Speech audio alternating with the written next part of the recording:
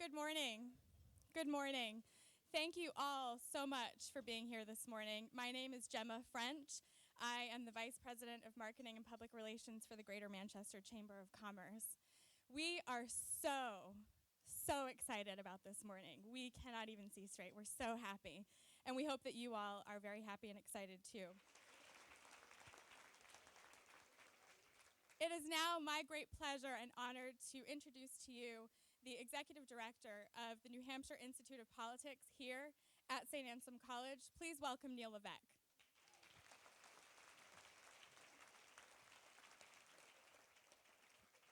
Thanks, Gemma. I want to welcome you all to the New Hampshire Institute of Politics at St. Anselm College. This is New Hampshire's home for politics, as you know. With the exception of the White House, we'll have had more presidential activity in this room, in this building, than any other building, most likely in the United States. So we're pretty proud of this room. But as you go through today, and I hope you get a chance to walk through the whole institute, you'll see all kinds of history as you see here on the walls. But we're particularly pleased that today we're making a little history here. So I want to welcome you all, and I also want to say that it's great having a great partner like the Chamber of Commerce. They are great to work with, Gemma, Robin. So we appreciate it, and welcome. And I'm sorry, by the way, if you had to park in Bedford today. So. Thank you, Neil. I'd now like to introduce the owner and founder of Brown & Company Design. Her firm did all of the graphics that you see for this event. She is now the chair of the newly formed New Hampshire Women's Initiative. She is my friend, a mentor, and I'm so pleased to introduce to you Mary Jo Brown.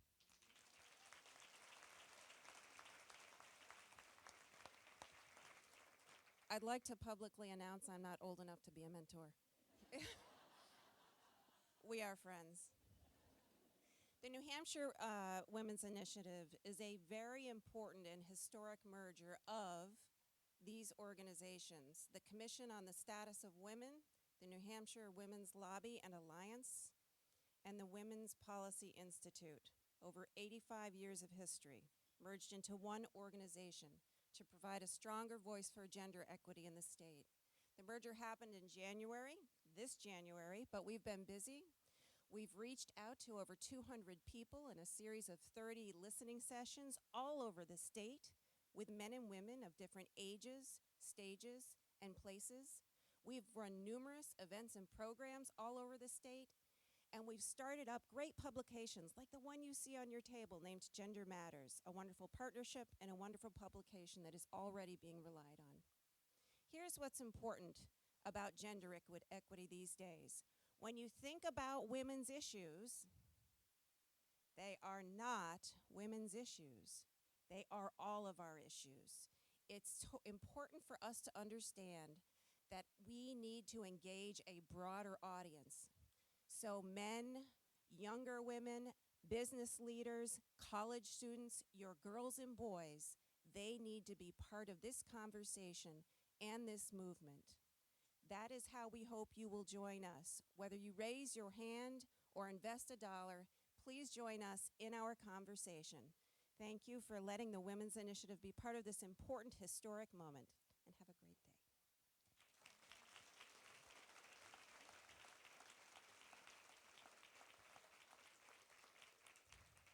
Thank you, Mary Jo. As you all know, an event like this could not be pulled off without the generous support of our corporate sponsors.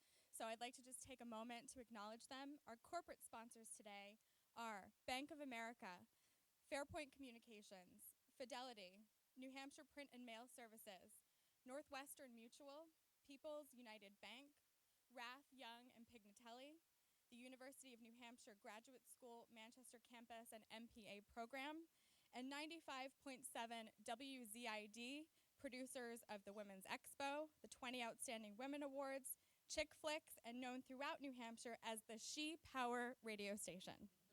Thank you to our corporate sponsors.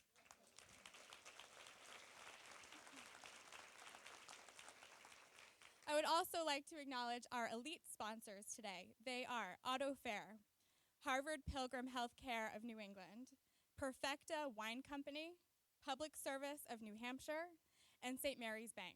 So thank you.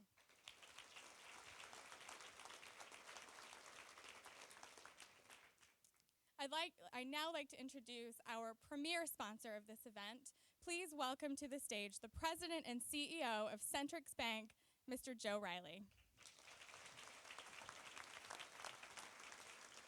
Thank you very much, Gemma, and good morning, everybody. How awesome is this, huh? Ever since this came on the radar screen, the buzz has been very electric, and I'm delighted to see that in implementation, it remains the same.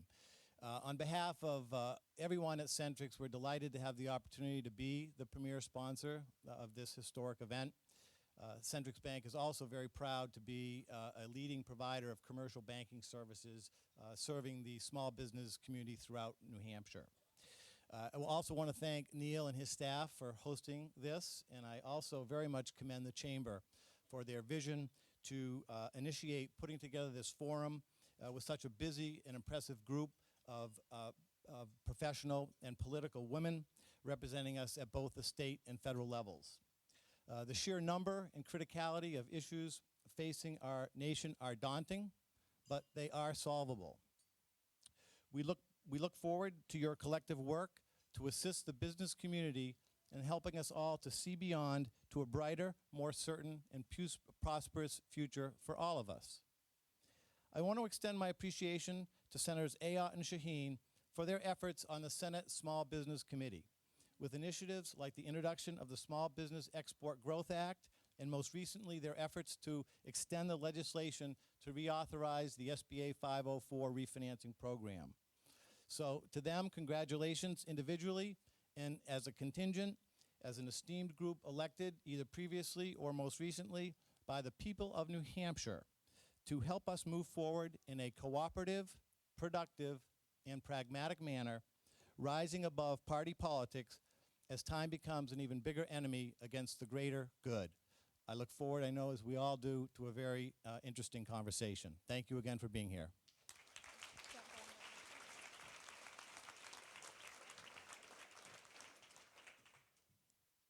So we are very excited, let me put this up here, to present this to you, our premier sponsor. This is our commemorative poster of this event. It has just been freshly signed by each of the women that will be here today. So thank you so much, and all of you, you should know that on your way out today, you will also receive a commemorative poster of this event. So thank you. Women who are about to take the stage. This today is a deep tribute to all 5 of them, all who have gone before them, and all who will follow in their footsteps. So with that said, let's get this program going. Let's get started. It is now my great pleasure and honor to introduce our moderator for this morning, the President and CEO of the Greater Manchester Chamber of Commerce, an incredible woman in her own right, Ms. Robin Comstock.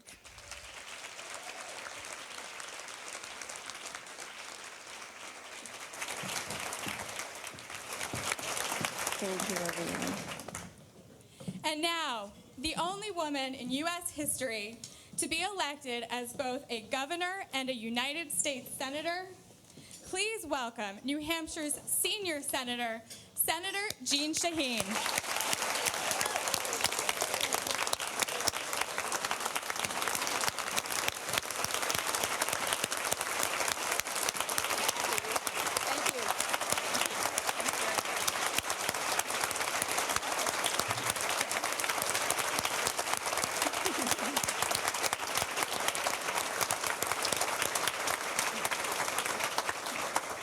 And next, another woman who has a record for making history. She was the first woman to serve as the state's Attorney General. Please welcome U.S. Senator Kelly Ayotte.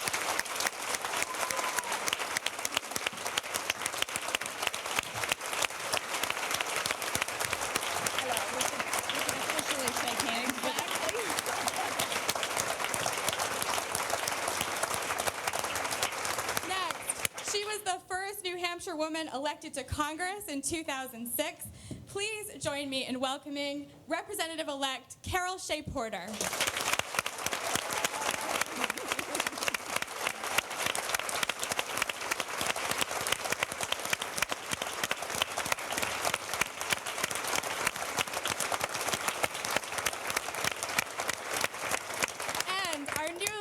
elected official representing New Hampshire's 2nd District, Representative-elect Annie Kuster.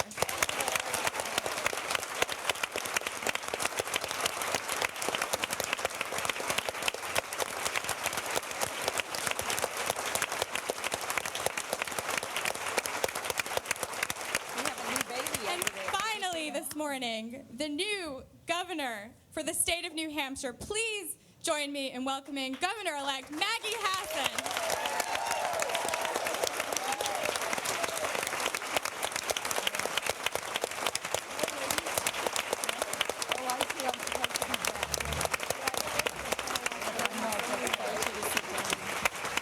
Welcome, please join me.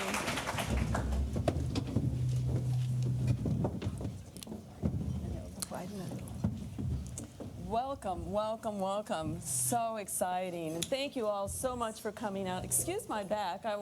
Good morning, Gail. It's great to see you. It's so great to see all of you this morning. And Joe Centrix, thank you so much. I really appreciate it. Good morning. We have a lot to talk about this morning, and in my world, never enough time. I'm sure yours as well. So I think I'm just going to jump right in. I hope we can have a great, well-rounded conversation to take us to around 9:15, 9:20 or so.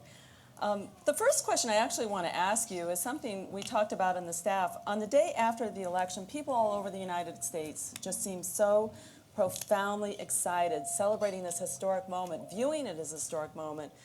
I just have to ask you, what does it mean to you? And I'm really wondering, is it as significant to you as it looks to us from the outside of this? And Jeanne, I'd love to start with you, being our senior representative. How does all of this feel, and how does it look to you? I think it is significant. You do? I think it's an important, and how exciting that New Hampshire's leading the way. Huh? Yeah.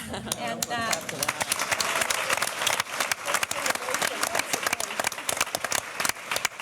and I think it really speaks to all of the women who went before us.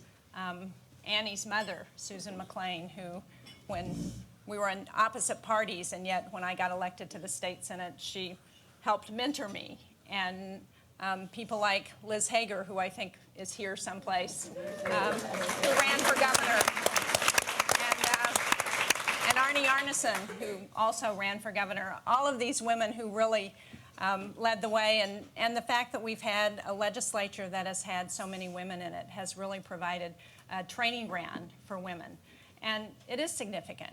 And, you know, hopefully we'll get to a point where it's no longer significant. Yeah, that's actually a great where point. nobody takes note of the fact that we have so many women Yeah, that's a elected. very good point. Carol, what about you? Does it feel significant to you? You're in a unique position. You went away and you're back. So how do you view this? Well, it is significant, just like the senator said. This has been quite a thrill for me, and it's very encouraging, I think, for the younger women to know these opportunities are there now. And I had a mother tell me that her little girl looked at the screen and said, "Mom, all girls." Oh my gosh, that's amazing. Annie, you have 3 sons, don't you? Does it feel significant to you what's happening at your kitchen table? Yeah, they've taken note of this, definitely. I appreciate Senator Shaheen mentioning my mom, because she did work very hard to get more women into elective office. And what I think is great, I know Kelly and I both grew up with moms who were very active in the State House, and I think more and more people are going to see that opportunity for their daughters, and the sons will take note. Yeah, absolutely. Yeah.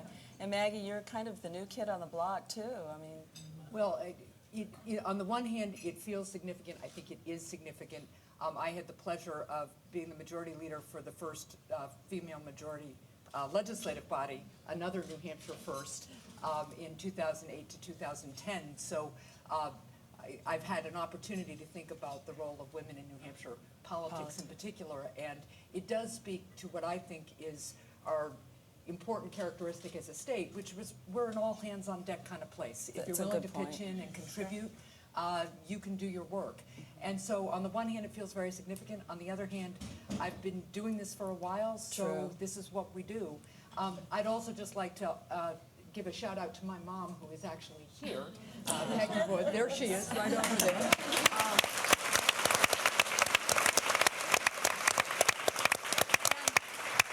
I grew up up in my first political memory is helping my mom collate League of Women Voters materials on our dining room table. So, and Mom was very active in our community. So it speaks to the importance of women leading the way and showing their daughters and sons that it can be done. What a great point. Kelly, how are you feeling about all of this? Does it seem significant to you? You have your children are so young, 5 and 8, you were saying. I do. Absolutely. This is very important. And I think that it's exciting. The good thing about having first is that it won't be the last. Yeah. I mean, I really see that as that, you know, young women coming up know that anything's possible and that anything that they set their mind to, they can do. And that's always the exciting thing. And I felt that when I first became Attorney General, that once that doesn't become an issue, I mean, we all want to just be judged on what we bring and our qualifications. And I think that's what's exciting about all of this. And my daughter, kind of growing up at 8 years old in a very different setting, my parents are still so involved. In fact, my mom's there with our kids this morning, thankfully. With the kids. And one thing that happened with her that really struck me when I got into office, she came home one day and said, "Mom, I don't want you to run for president." And I said, "Kate, that's not going to happen. There's like no chance that's happening." I said, "But why are you asking me this?" And she said, "You know what, Mom? Because I want to be the first woman president." That is so great. I thought, hey. So I think just anything is possible, and that's what's so terrific about this. It's terrific. Well, you all agree it's a significant moment. I wondered if you would, because again, from the outside, it's just so profound, and this event, I think, is a testimony to that. I wonder if it is as significant as we all think it is. What kind of a weight do you feel on your shoulders? Do you feel a larger weight because of this symbolic moment, literal and symbolic moment in history? Do you feel a responsibility to be a role model for New Hampshire citizens, young and old? How does it feel in terms of your personal role and the weight on your shoulders? Carol, why don't you start with? It doesn't feel like a weight at all. No. You know, I grew up in a large family, lots of guys, lots of girls in the family, and so it seems very normal to me to have a situation like this.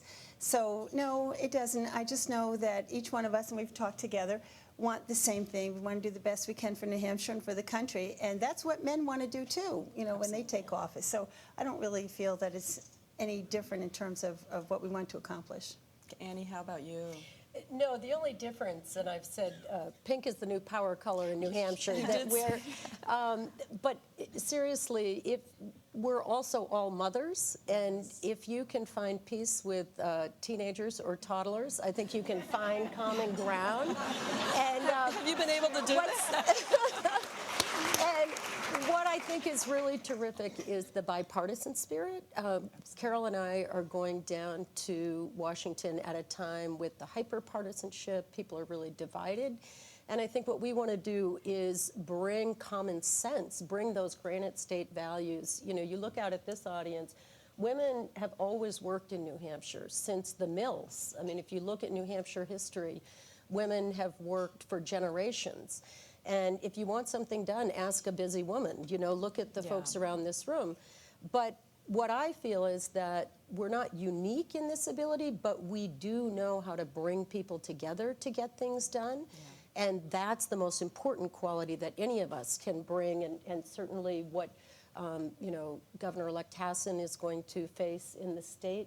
We all need to come together. Everyone in the room, men and women, need to come together. We face serious challenges, and our country needs our help. That's a great point. And Maggie, you have big shoes to fill. You're the second woman governor in the state. Do you feel a weight on your shoulders as a role model or at this point in time? Annie, want to start with that? Yeah, for me, my story is more about sequencing. You know, I had tremendous opportunities that my own sisters didn't even have. But the first woman lawyer I knew, Susan Leahy, didn't come to the state until I was in high school. So I had no role models for, I mean, to be very honest, I didn't even think about working when I was in college. Mm-hmm. And I was very fortunate. Somebody said, the congressman that I had worked for on his campaign when he ran for president here said, "Do you want to come work in Washington?" And I said, "Oh, that would be a great idea." You know, how thoughtful of you. And I went down and had this incredible experience for 3 years. And I mean, the young people on Capitol Hill and the jobs that they have, I traveled everywhere. And I just thought that's what work would be. So much fun. And then he ran for the U.S. Senate, and he told me to go off to law school. He said, you've been on enough losing campaigns in your life after my mother had run for Congress. And so then I went to law school and came back to New Hampshire. But I had had a big opening. I went to a college that was all male for 200 years, and I was in the third class of women at Dartmouth. And so I feel as though we've been forging our way, but fortunately for me, I had Governor Shaheen, I had my mother who mentored her, and then I've been mentored by those colleagues. So I think the opportunities are coming in abundance now. Doors are open. Law schools we were talking about are more than 50% women. Our class going into the Congress is the most diverse class ever to enter, yes. In all aspects. It's fascinating. So anyone younger than me, they're wide open opportunities. A different reality. Yeah. But I really appreciate, I think we all have a debt of gratitude to Governor Shaheen and to Senator Ayotte for serving as Attorney General. That when my mother ran for Congress in 1980, 15% of the voters would not even consider a woman candidate. And when I think of the courage, she only lost by 3,000 votes. When I think of the courage, and so I think for the rest of us, now women on the ballot are very much accepted, obviously. Annie, I have to tell a story.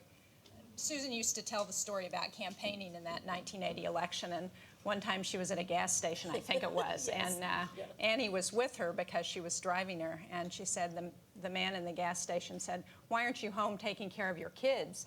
And she said, well, my daughter's with me. She's taking care of me. I was pumping the gas, and the man said, woman, you should be home taking care of your babies. And she said, that's my baby, and she's taking care of me.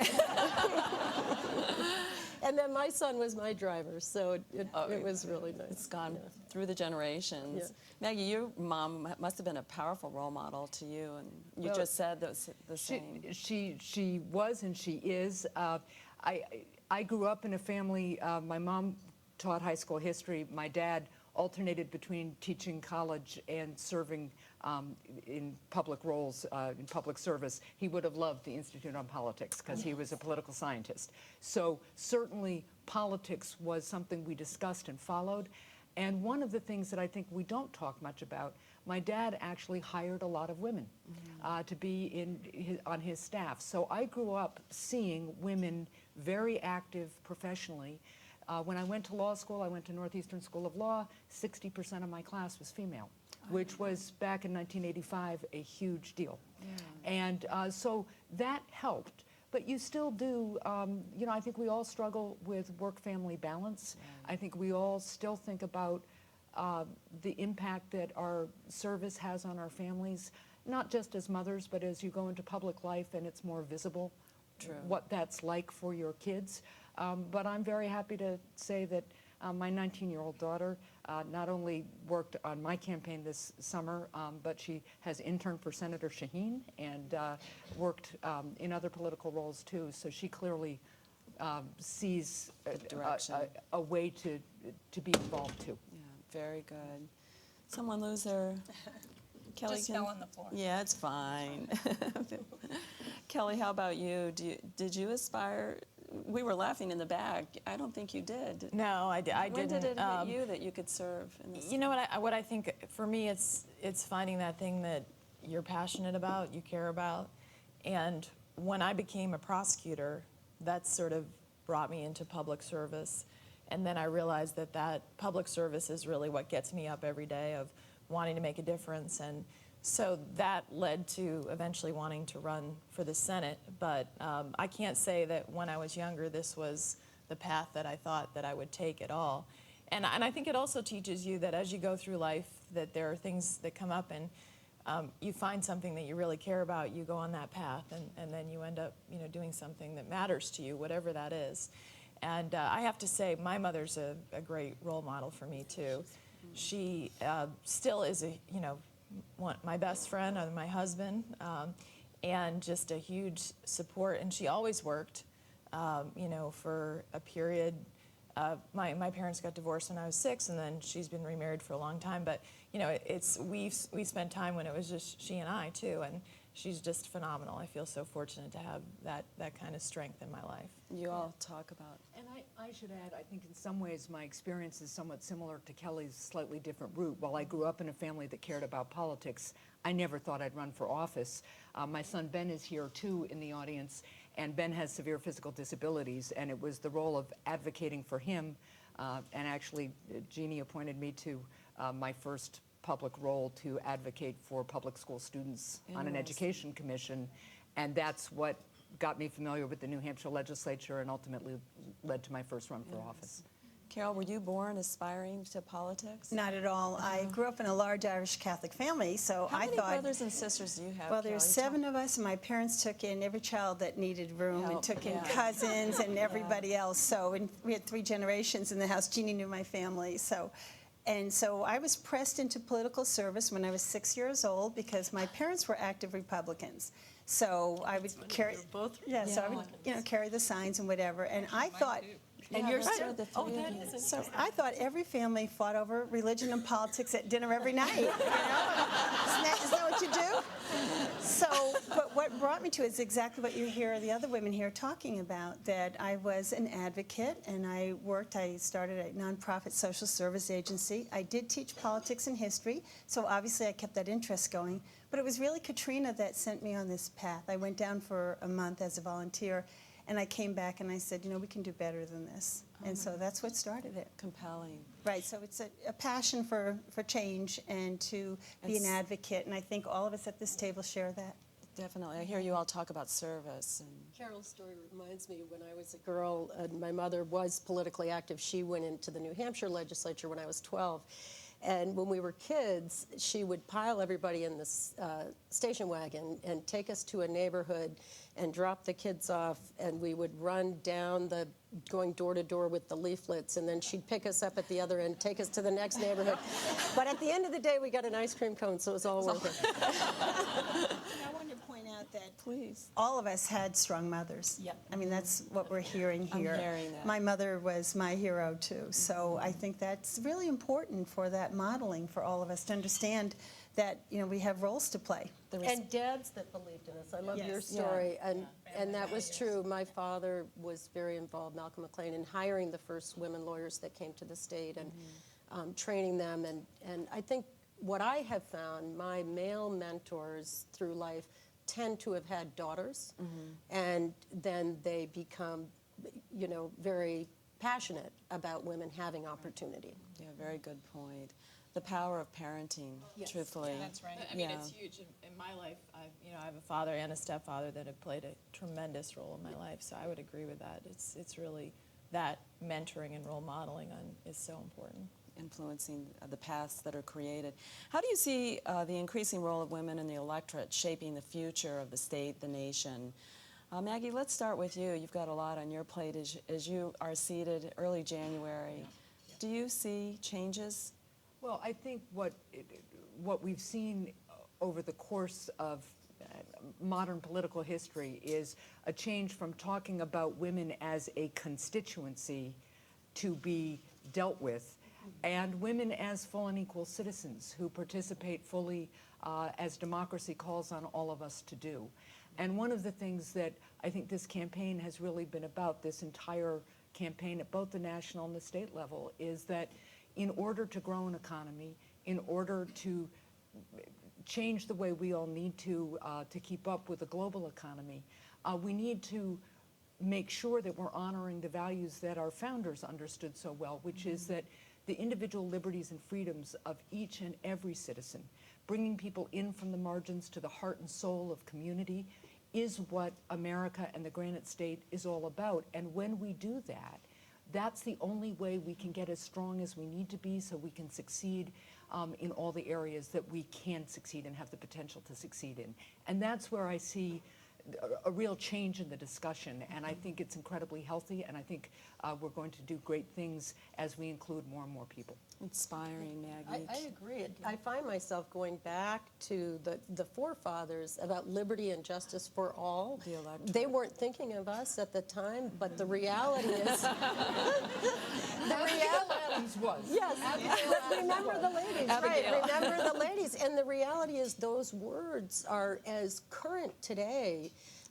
There was a tremendous gender gap in my election, and I think that the words were very current. In terms of voters? What do you mean? Yes, in terms of voters, and partly that was an issue about the advertising that was used against me was not respectful of women, and women voters responded to that.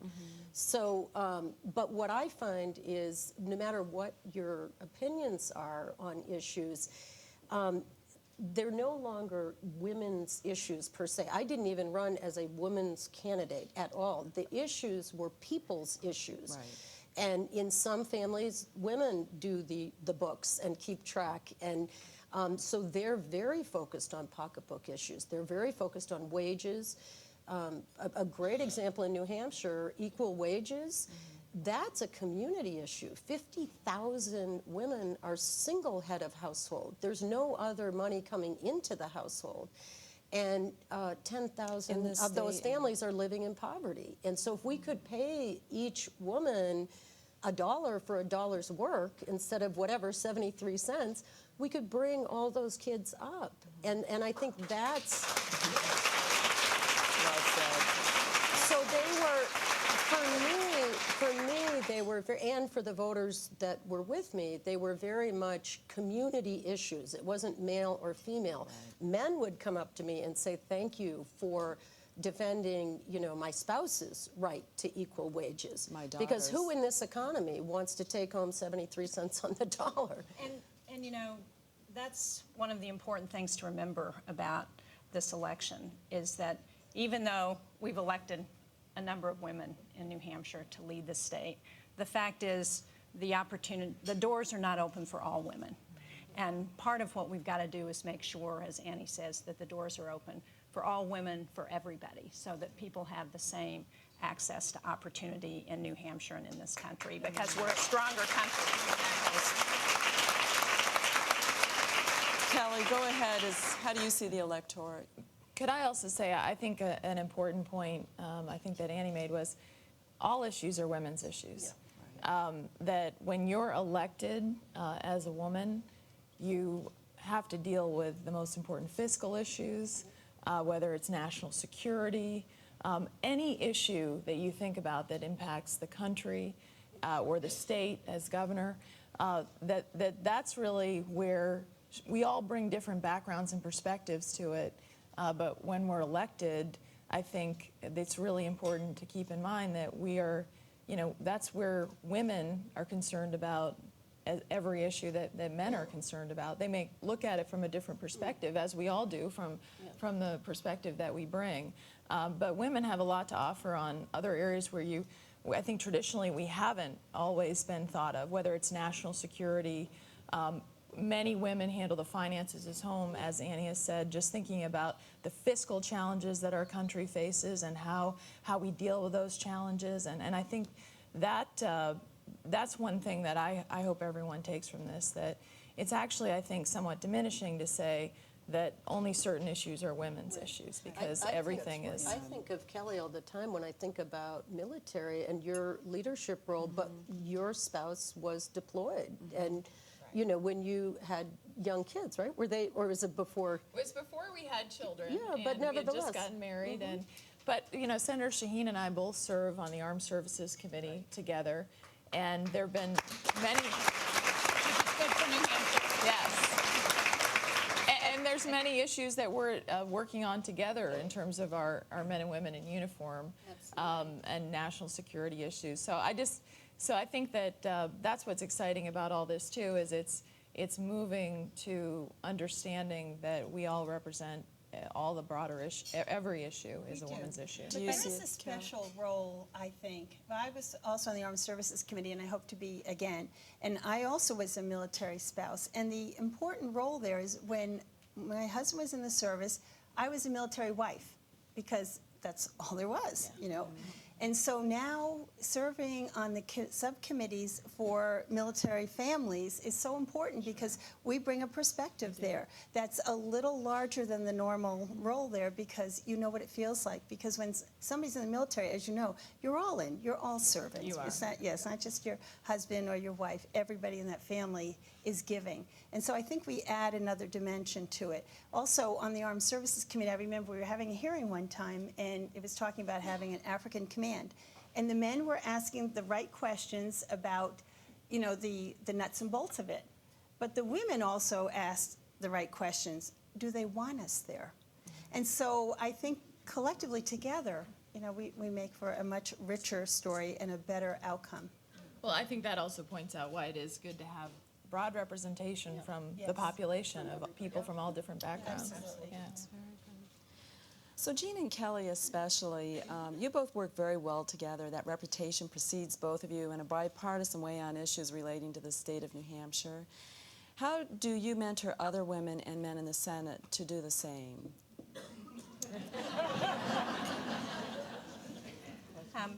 Look, I think people are frustrated throughout the country at the partisanship in Washington. I think we need to change that. And it's interesting because the Senate as an institution is set up in a way that makes it hard to get past the partisanship. So if you look at the Senate, if you're watching C-SPAN and you see the senators, the Senate is actually divided, and all of the Democrats sit on one side and all of the Republicans sit on the other. And that's the way the tradition says it's supposed to be. In committee, same thing. Democrats on one side, Republicans on the other.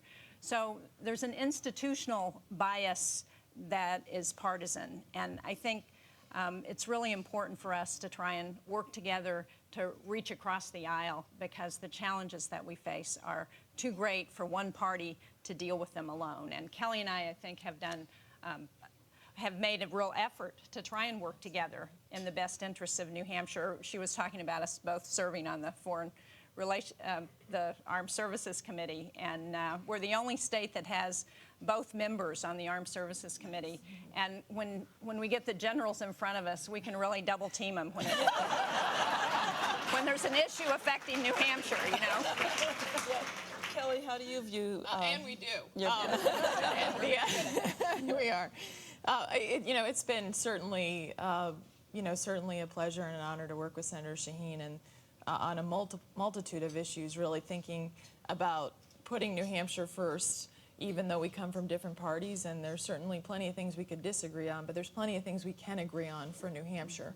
And I think that one thing that I take is that that's a New Hampshire tradition. Yes. If you look at our State House and you look at the history there, there's always generally been both parties working together.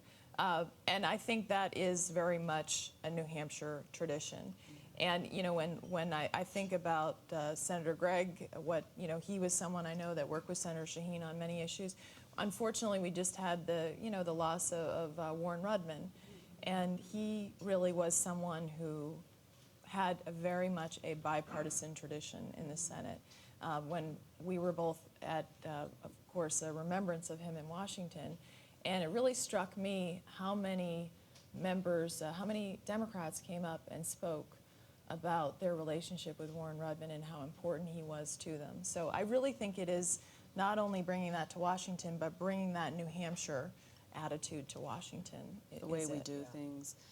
Carol, Annie, and Maggie, what in your opinion can be done to increase collaboration, this great example and role model that you have before you?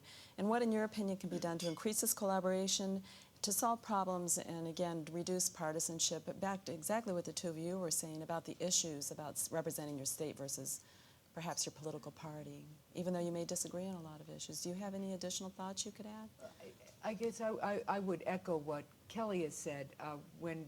Unlike the United States Senate, the New Hampshire State Senate, people sit by district, not by political party. So I had the great pleasure of sitting next to friends from both political parties during my 6 years in the state Senate. And you know, when you're sitting through days of debate and some contention and some agreement, you get to know the people you're sitting with pretty well. You get to write each other notes about, I wonder how long so-and-so's going to speak. You know? I was usually one of the worst offenders, I'll just say that.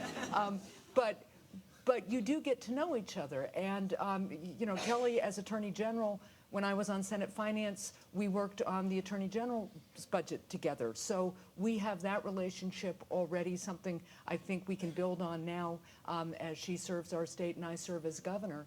And it is, again, it gets back to, in New Hampshire, if you are willing to pitch in, we can all get things done together. And I still remember, and I tell this story because I want citizens to understand that relationships and goodwill are real. In 2005, our son Ben had significant surgery over the summer. And later, I guess, in the term, he had more.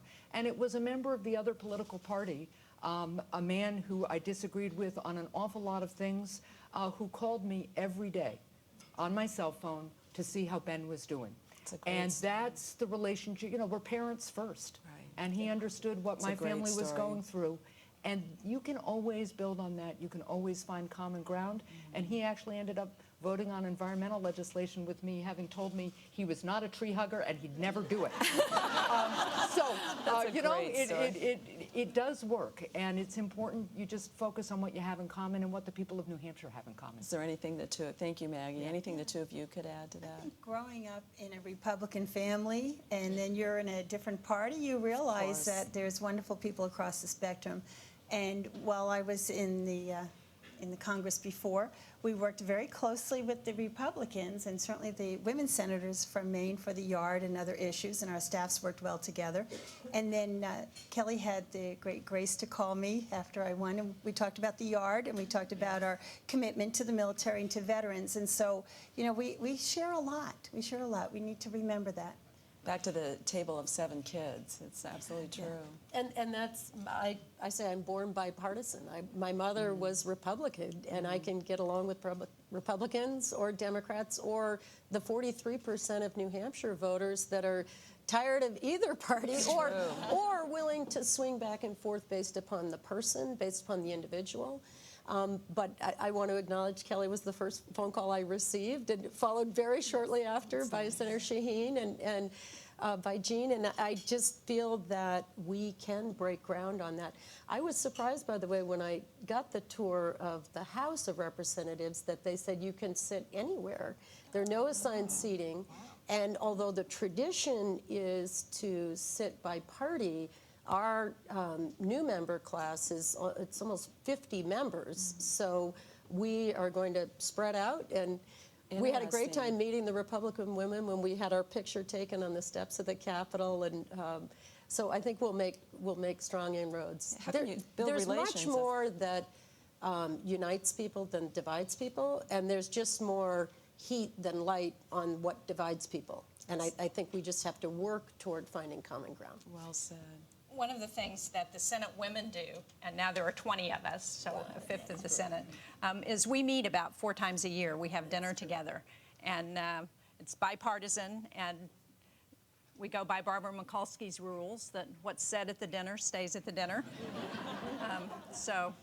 But we joke a lot that if we were running things, we could deal with a lot of the problems probably more successfully because we have that relationship. Right, the relationship's everything.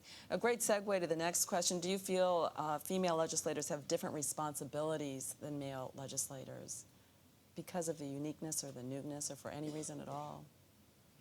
No. You don't. You all are looking at me as though you really don't. I see that on your faces. The only thing I can imagine that, and I think you've had a lot more experience with this, but the role modeling for girls, I remember you talked about that when you were first governor, and you maybe had that experience as Attorney General. It was very heartening on Election Day when I was standing at the polls and we were going all around, and families would come right up to me and introduce me to the daughters, and you know, I think we didn't have those role models when we were young, and that's the only piece that I think is different. But in terms of the responsibilities, I think they're very much the same. Those series of questions were on Washington, D.C. This question to me is just a little more global than that. And the question is, what does gender equality mean to you? And how do you see it translated into tangible opportunities for women and men everywhere? You've each sort of hinted on that, but any other thoughts you could add? More comfortable shoes. I think you have a lot of support for that, Annie. There is yet to be a really good woman's parade shoe. And we're, you know, anybody out there, it's a good product to think about. You know, we're joking, but the reality is that we still have way too many women, not just in the United States, but around the world, who don't have access to opportunities. If we look at women throughout the world, the number of people living in poverty, it's overwhelmingly women and children. If we look at access to property ownership, it's overwhelmingly women and children. And we've got to do a better job of addressing those issues. And one of the pieces of legislation that we had on the floor of the Senate this week that Kelly and I both supported was the Disabilities Rights Treaty, which would have presented the United States example with our ADA to the rest of the world as something that we should all be looking to aspire to. And sadly, that didn't pass. But I think it's that kind of example that we can set in the United States. And unfortunately, there are still an awful lot of legal areas where those doors of opportunity aren't open to all women. And we need to do a better job at that. And women's safety. I know Senator Shaheen's been a leader on this, but the Violence Against Women there's Act, just tremendous toll on women and children and families, and frankly, for our whole society. It's an issue that people would prefer not to talk about or not to know about. I can remember as a very young lawyer, a secretary coming in wearing sunglasses, but she would get these huge bouquets of flowers. And one day I mentioned the flowers, and she said, yeah, he sends those after. He's beat me up, and he puts them on my credit card. And that was just a real shocking lesson for me to understand what people are living with in their day-to-day lives and trying to go about and get up and get to work because they're the most reliable income in the household. So I think, you know, in the services, as you've done your leadership there, in our everyday life, we've got to address women's safety. Well, I think we also need to talk about Medicare and Social Security and why women so desperately need that. When I was working in high school and college, if you looked for a job, there was the men's jobs column and the women's jobs columns. And the men's jobs always paid more money. And it was really important to me because I was putting myself through college, and so I can remember being very offended, but also knowing it had a terrible economic impact on me. And if you look at the poverty rate for women and how many women, older women, rely just on Social Security and how desperately they need that Medicare, they don't have a lot of company benefits or whatever, you recognize that we have not had equality and that these women who have worked, some inside the home and inside the community as volunteers, and were contributed so much, but they are not protected in old age because they didn't actually, you know, go and get that big job and get that education. Those doors were closed. Right, and those doors were closed. And so I do feel responsibility, and I'm sure that everybody here feels that responsibility to, A, take care of those women, and of course the men, but take care of the women, but then also to make sure that it doesn't happen again, that the younger women arrive at that age and they are okay financially, economically. Maggie, go ahead. Yeah, and to build on that, there are areas where I still think that we don't share fully with men in certain areas of responsibility. When you think of the number of women who are caregivers at some stage of their life, whether it's children or aging parents, and the lack of a really good community-based system or workforce to help with caregiving, and what the responsibilities of caregiving do economically to a woman's ability to earn and save over her lifetime. Those are issues that we don't really address well yet as a society, and we should, because it has a huge economic impact, and it has a huge impact on a woman's ability to be independent and set up that nest egg for herself. You know, one of the things we joke about in New Hampshire as women who have served in the legislature from time to time is query whether we would have the same kind of representation of women in the New Hampshire legislature if it didn't pay $100 a year. Right, we've talked about that. You know, there's an ongoing joke about that. On the one hand, it's great opportunity, but it is essentially volunteer work. That's right. And in other states, one of the reasons you don't see the strong pipeline of women at the state legislative level is because the position carries with it a lot of salary and power that is different in our very democratic small d New Hampshire legislative system. I'm glad you pointed that out. We do talk about that. And actually, your comments are a great segue, Maggie, to the next question. So let me just jump in. Although men are rarely asked about fatherhood, what is each of your experiences combining motherhood with politics? And how do you feel about the Affordable Child Care Act you started to talk about, given that this is a barrier to many women who want to stay in the workforce and stay in the game, if you will, when competing for the same positions that men compete for? Anyone want to jump into that one? Well, first of all, I'm sure we would all agree that we couldn't do this without support from our families.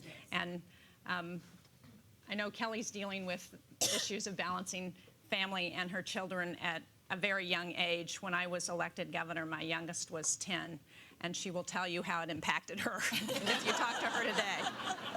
Is she here today? She's not, but Stephanie, who is here, who is also one of my daughters, and Stephanie actually took the semester off from college and gave up a Fulbright to come and work on my campaign. And my husband quit his judgeship so he could help me when I ran for governor. And so that family support is absolutely critical. I couldn't do it, and I'm sure everybody would agree doing it without that family support would be impossible. But, you know, I had my first child in 1974, and I was struggling with child care issues until 2004 when my last child finally went off to college. And I'm watching my two daughters, who have 7 children between them, struggle with those same child care issues. And we've got to do a better job of supporting families. We don't do a good enough job.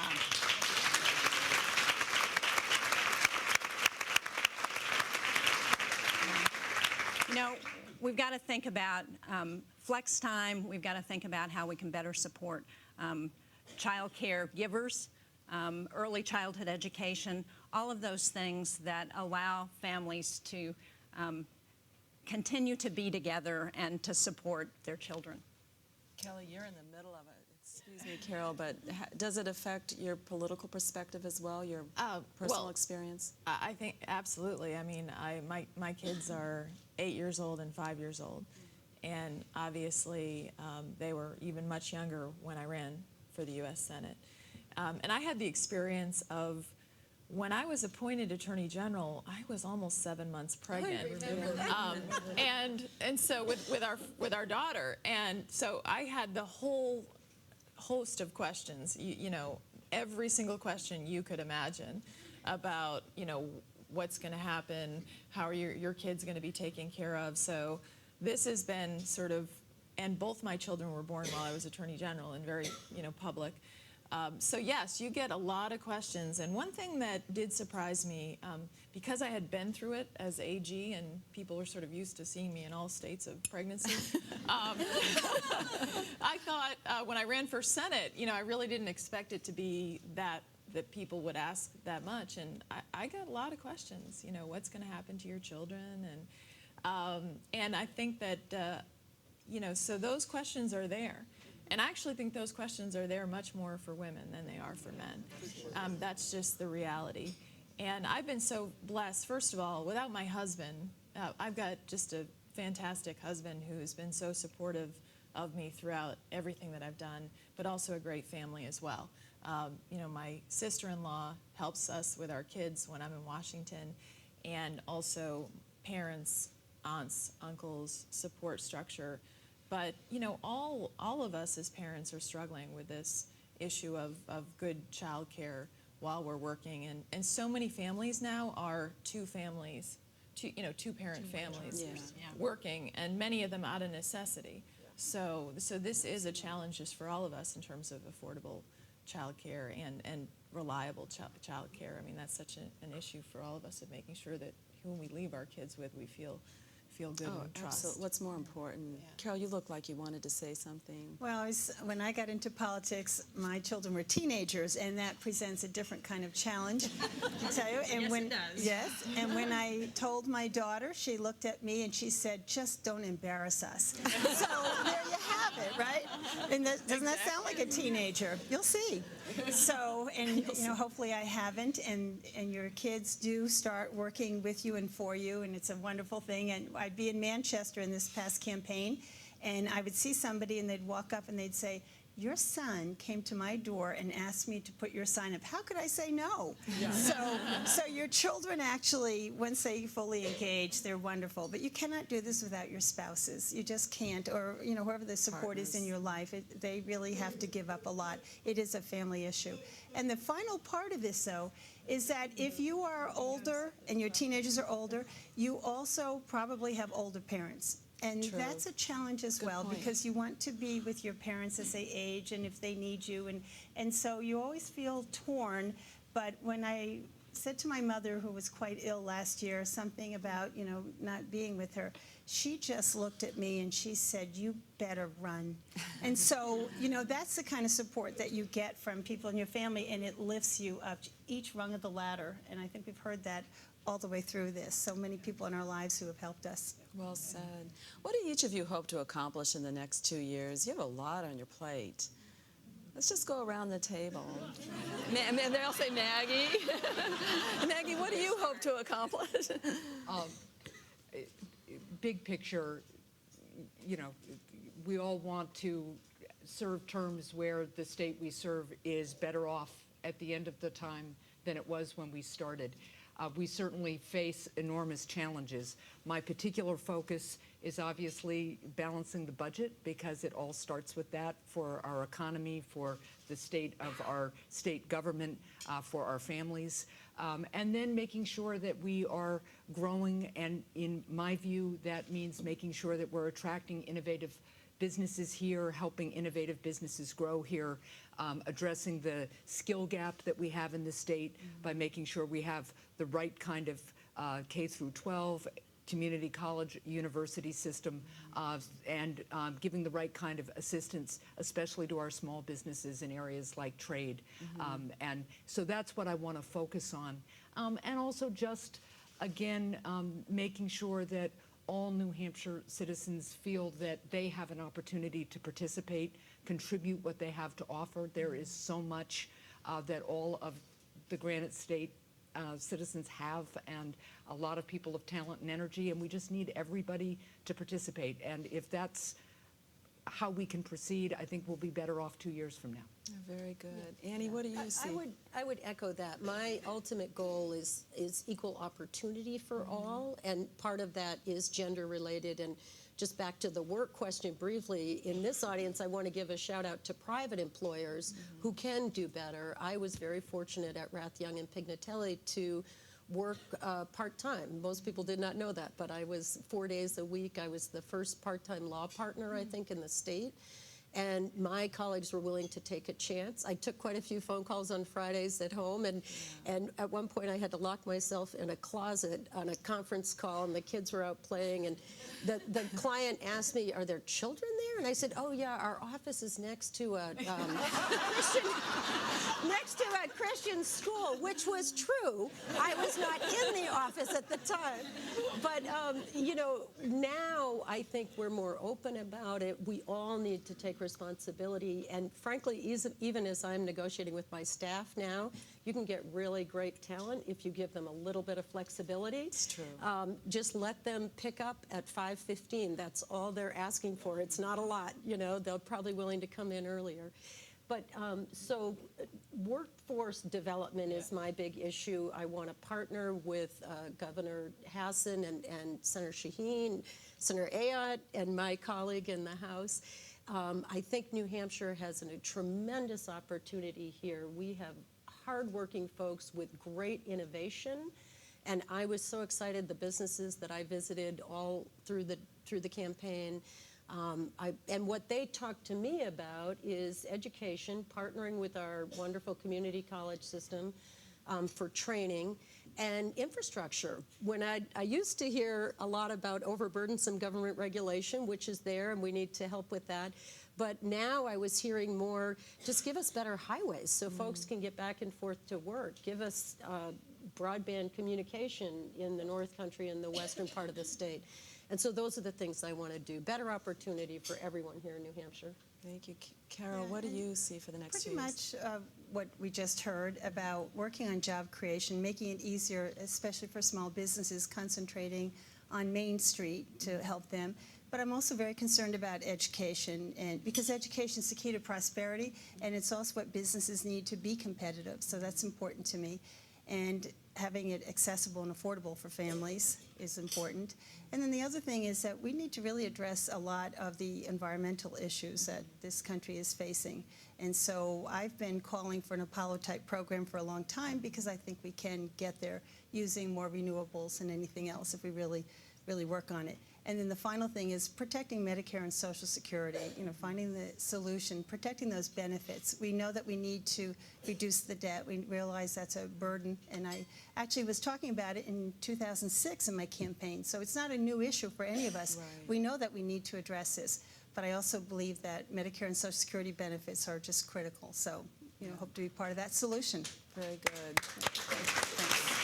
Kelly, what's on your agenda? What are your priorities? The short list. The biggest issue for me is that we are $16 trillion in debt.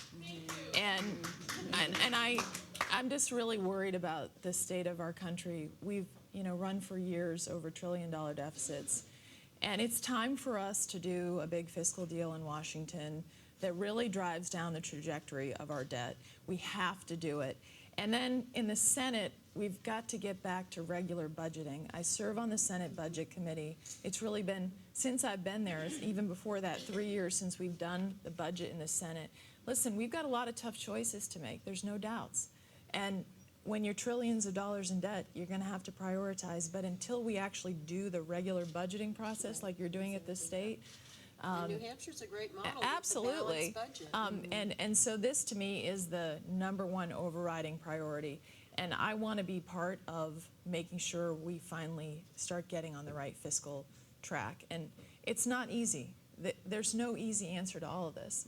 And programs like Social Security and Medicare, we have to start talking about how we reform them. Because, for example, Medicare goes bankrupt 2024. That's not far off for many in this room that would rely on it, or your grandparents, or Social Security in 2033, the independent trustees. So we need to have those hard discussions now to strengthen America, because none of us wants to see us go with what we've seen happen in Europe and Greece, and it doesn't have to happen here. And in conjunction with that, this has to be the best place in the world to do business, because economic growth if we grow our economy, it'll help our debt. And then, of course, more opportunity for everyone. So I hope to work with everyone at this table on those issues. And it seems to me that those are the top priorities. And, of course, always making sure America's safe, because we have many challenges around the world. Thank you, Kelly. Jeanne, thank you. Jeanne, what are your priorities?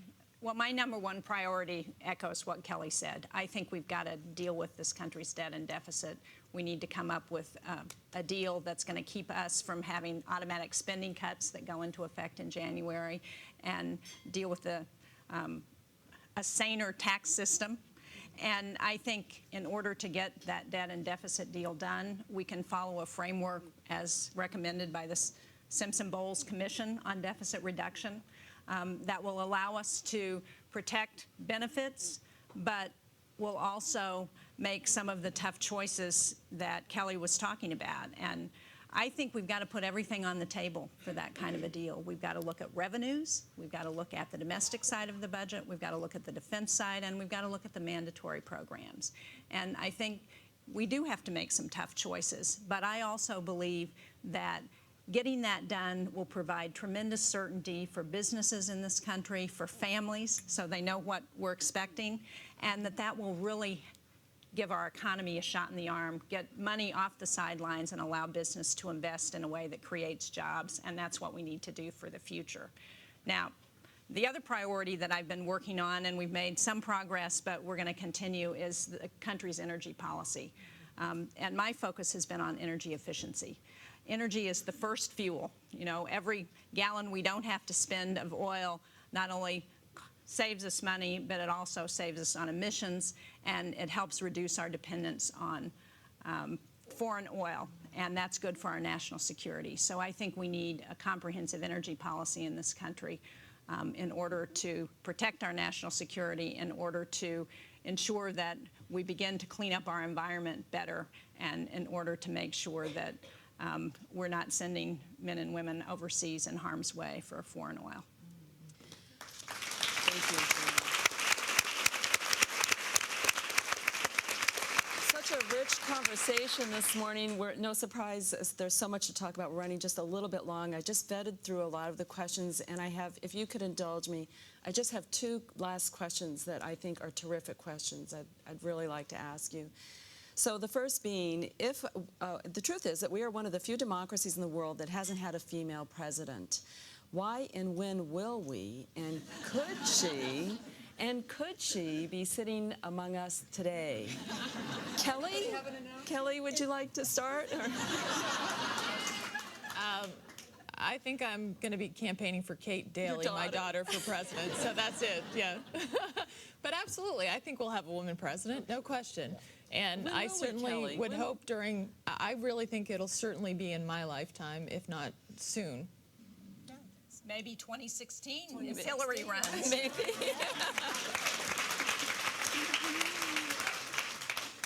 Did you have a thought on that, Carol? Yes, I certainly do. Right. And Are you running, mine Carol? is no, run, Hillary, run. So. Annie? I definitely think it'll happen soon. You do? Yeah, there's no doubt. The electorate's ready, and I think, you know, I think the 2012 election is a real watershed moment in that it feels this way all across our society. I was young with Title IX, you know, the first sports teams for women, the first schools were opening up to women, businesses were opening up to women, and now we've reached that critical tipping point where why would you hold back 50% of the brain power? So, Maggie, I see you smiling ear to ear. Well, one of my mentors in the first law firm I practiced in started his own law firm a little while later and hired a lot of women who had left big law practices to allow them to work part-time. And I once said to him, how did you see this working? You were ahead of your time on this. And he said, you know, never underestimate the power of a woman with a minivan and a cell phone. And I always loved that comment. Such a good line. In more seriousness, he really believed that a variety, that people really want their lawyers and pay lawyers for the exercise of their judgment. And Bob thought that the more different experiences, the better the team's judgment would be. And now we see that there are studies now that say corporate boards that have men and women perform better than just men. And so I think we're all catching on to that. I think we will see a woman president easily in our lifetime. If it isn't your daughter, it might be mine, or one of the many girls who comes up to me and says, you know, I want to be president. So it's there, and the possibility is there. And meanwhile, I think we're all just so grateful to be able to serve the people of New Hampshire. But you know, one of the things that's really important, and I say this to all of the women who are in the audience, we're going to get women elected to office when women run for office.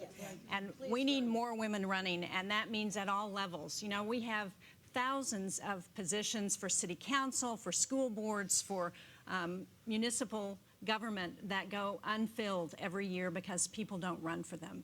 And you can start anywhere. So I would say to all of the women in the audience, to all of your children, to all of your girls, tell them to run, because that's how we're going to get a woman president. That's a great point. And I would not have run, I had 24 hours to make my decision about running the first time for state senate. And I would not have run. I called my husband and said, they've asked me, that's nice, but we have the kids, I have my law practice, you have your job. And it was my husband who said, hey, you know, you'd be really good at this. We'll make it work. And in fact, you can make it work. So it's just really important for people to know. I have to tell you the corollary to Maggie's comment about the minivan and the phone. My boys, when they were little, they said, Mom, you're always on the phone. And I said, well, yes, but Mom gets paid by the word. I want to echo. Go ahead, Kelly. What, certainly, Maggie said about the. I wouldn't have run for Senate if it weren't for my husband, and because I quit my role as Attorney General. I took a year and a half off from work, so we went from 2 incomes to 1 income, which was a big deal in our family.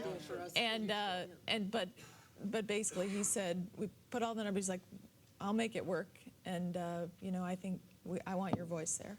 So it does take someone in your life to say, yes, you can do it, I think. And so you could be that for someone who's thinking about running.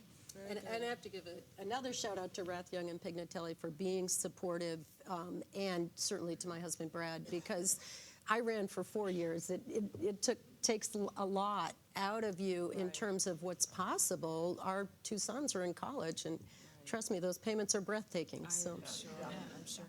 The last question of the morning, thank you so much for your patience and allowing me to run a little long. But I'd just love to hear from you as you reflect on the future. We also are thinking about the past. So what do you hope your legacy will be? Maggie, let's start with you. Just go around the table.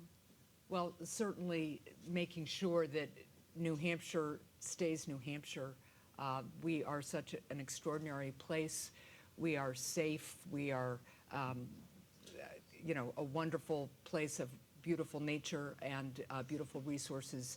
And we have this all-hands-on-deck spirit where anybody who's willing to work can have the opportunity to succeed and move forward. And I, more than anything, just want to make sure that I leave the state better than I found it, and that we're a place where we innovate at all levels, showing that when people of goodwill and great talent come together and brainstorm together and want to solve problems, we make progress and we'll lead the country economically and in terms of quality of life. It's a wonderful hope. Annie, what do you hope your legacy will be? I'm not even sworn in yet, so I'm not really focused on the legacy. But certainly my goal is to work with everyone here and to work across the aisle and to bring common sense New Hampshire values to Washington. It includes listening, it includes hearing about people's lives, and then ultimately at the end of the day, equal opportunity for everyone and justice, equality and justice for all. Those are the founding fathers, and the founding mothers here are going to lead us in that direction. Thank you. Carol, what do you think about with legacy? Although I certainly was blessed to, be part of this history here and also being the first woman to ever go there, that's not the legacy. I hope what the legacy will be is that when people look back on the Congresses and look back on the Concord and the governorship, they say it really made a difference. Yeah. That made a difference that we showed up and that we worked and that we left this state and this country in better hands than we found it. So it's something to pass on to the next generation. That's wonderful. Thank you, Carol. Kelly? It just does seem too soon to talk about legacy, but I really just hope that I'm able to be part of leaving the country in a stronger position fiscally and making sure that our country is safer and stronger. That's the goal. Thank you, Kelly. Jeanne, what do you think? Well, certainly I would echo everything that's already been said, but I also will continue to try and work across the aisle in a bipartisan way, because I think that's how we're going to solve our problems in this country, and also to try and make a difference for people. I think that's why I was sent to Washington, and the hundreds of people who call our office every month who need help with the federal government, with their pension, with their VA benefits, whatever it is, that we can continue to help make a difference for them. Thank you so much. I need to tell all of you, it has been, I sincerely, sincerely mean it. You know me so well. It has been just a profound honor and privilege to sit at a table with you this morning. I just cannot personally thank you enough for the opportunity. And professionally, it's been an extraordinary moment in time as well. Just thank you, thank you, thank you. Thank you.